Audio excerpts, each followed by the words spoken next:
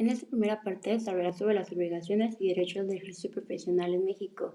Este está regulado por diversas normas que establecen derechos, pero también obligaciones claras, tanto hacia los clientes como hacia la sociedad. Estas obligaciones tienen como fin garantizar la ética, la responsabilidad y la competencia en todas las profesiones reconocidas legalmente. Como punto número uno tenemos la Constitución Política de los Estados Unidos Mexicanos. En el artículo número 1 del Constitucional vemos que se basa en los derechos humanos en México. Este señala que todas las personas deben de gozar de los derechos reconocidos en la Constitución y en los tratados internacionales y prohíbe expresamente cualquier tipo de discriminación.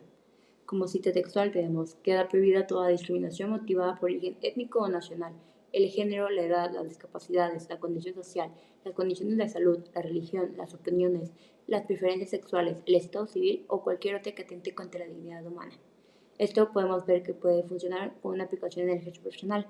Por ejemplo, un profesionista debe ofrecer sus servicios sin discriminar, promoviendo la equidad y respeto a la dignidad del cliente. Por ejemplo, un médico no puede negarse a atender a una persona por su orientación sexual. También podemos ver el artículo 121, fracción 5. En este se establece que los títulos y las cédulas profesionales emitidos por una autoridad en una entidad federativa van a tener validez en toda la República siempre que se ajusten a la ley del lugar donde se pretenden ejercer. Como cita textual, vemos: los títulos profesionales expedidos por autoridades de una entidad federativa con apego a sus leyes serán válidos en los demás estados. En aplicación, un profesionista con cédula emitida en Puebla puede ejercer legalmente en la Ciudad de México, siempre que cumpla con requisitos locales. Como punto número 2 tenemos el Código Civil Federal. Esto va a abarcar de los artículos 2006 al 2615. Estos artículos regulan el contrato de prestaciones de servicios profesionales. Esto va haciendo derechos y deberes tanto del profesionista como del cliente. En obligaciones del profesionista vamos a observar el artículo 2607. El servicio debe prestarse personalmente, no se puede delegar el trabajo a un tercero sin consentimiento del cliente. En el artículo 2611, el profesionista responde por negligencia, imprudencia o impericia, lo que significa que debe de actuar con conocimiento, cuidado y ética profesional. El artículo 2609, el profesionista, al momento de no cumplir con el encargo, el cliente puede demandar por una indemnización de daños. Ahora, como derechos del profesionista tenemos el artículo 2612. En este tiene derecho a recibir los honorarios pactados y reembolso de los gastos necesarios para llevar a cabo su labor. En el artículo 2615, si el cliente interrumpe el contrato de forma injustificada, debe pagar al profesionista los honorarios por el trabajo ya realizado.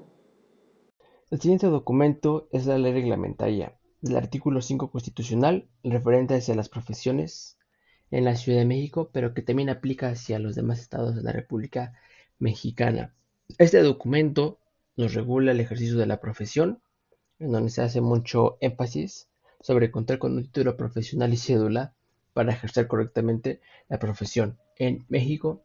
El capítulo 1 de este documento nos habla sobre las disposiciones generales, nos habla y describe al título profesional como un documento expedido por instituciones con validez y que determina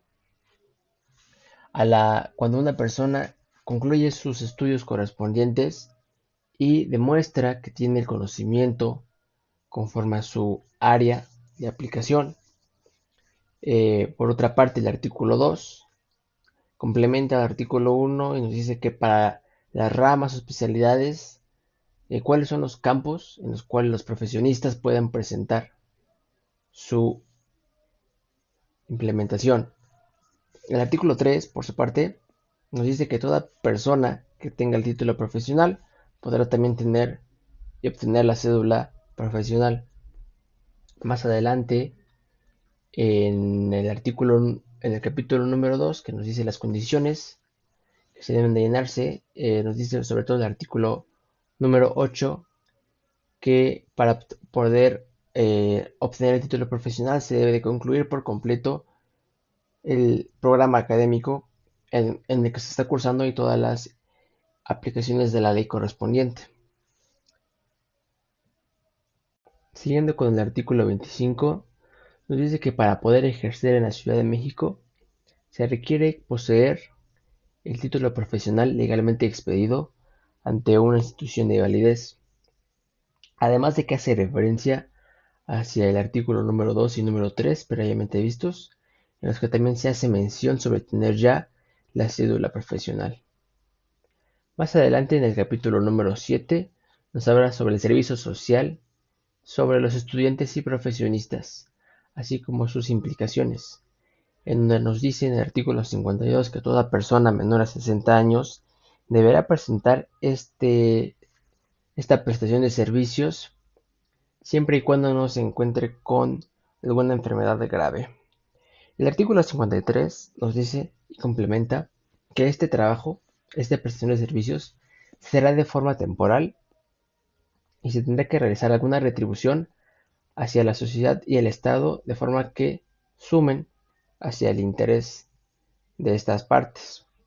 Por otra parte, más adelante, en el artículo 59 también se hace mención que se podrá tener una remuneración suficiente para poder solventar las necesidades de los profesionistas. Y bueno, más adelante en el capítulo número 8 también nos habla sobre los delitos e infracciones de los profesionistas a los cuales podemos ser sancionados por incumplimiento a la ley. El artículo 61 nos detalla que como profesionistas ejerciendo esta profesión, aquellas personas que no cuenten con su título profesional podrán ser acreedoras a una sanción de acuerdo al Código Penal. Entonces, toda persona que ofrezca públicamente sus servicios como profesionista sin sin tener el título profesional, podrá ser acreedora a una sanción, a un castigo. Esto lo vuelve a reiterar en el artículo 63 y por eso se hace mención. Y por último, cabe destacar que se podrá tener una sanción o una multa dependiendo de cuántas reincidencias se consiga. Bueno, creo que esta es una parte muy importante, ya que este documento nos da como la pauta y nos da la importancia de tener y contar con la cédula profesional, así como el título profesional, para proteger los intereses de la sociedad. Ok, ahora continuando con la parte número 2, que son las cláusulas mínimas en un contrato de prestación de servicios profesionales y como ejemplo tomando en cuenta un ingeniero civil o la profesión de un arquitecto, pues las cláusulas mínimas son al menos 10. En este caso, el objeto contractual hace referencia en donde se especifica que el profesionista en su calidad se obliga a prestar servicios técnicos profesionales relacionados con la planeación, supervisión, dirección o ejecución de obras conforme lo solicite el cliente y de acuerdo a la normativa vigente.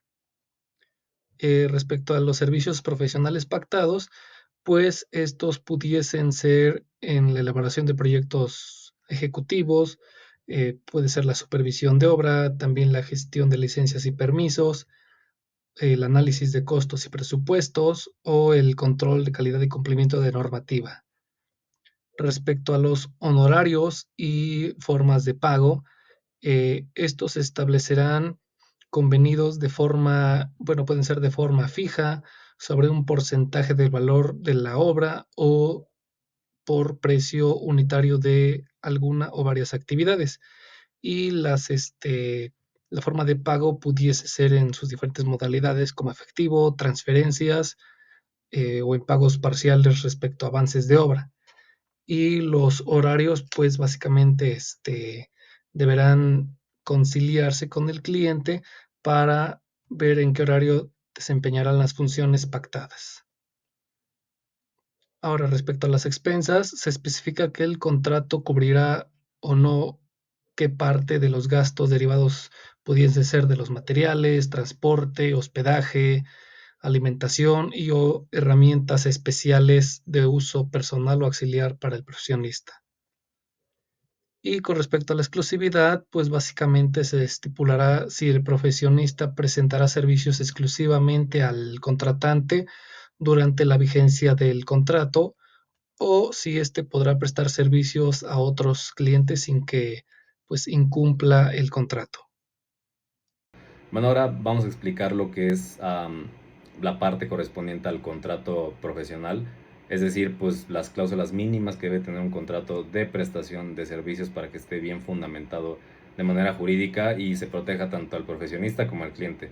En este caso lo aplicamos al trabajo de pues, un arquitecto y primeramente el contrato debe definir claramente el objeto del servicio, ¿no? En arquitectura esto puede incluir lo que son planos ejecutivos, renders, supervisión técnica de obra, anteproyecto, demás cosas. Luego se estipulan los honorarios y sus formas de pago, por ejemplo, que se entregan en 3 fases o según entregables validados.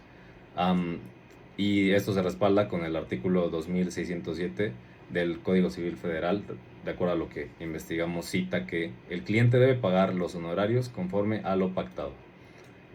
Otra cosa importante es la cláusula de confidencialidad. Esta protege toda la información estructural, conceptos arquitectónicos, datos del cliente también. Entonces es también algo bastante importante.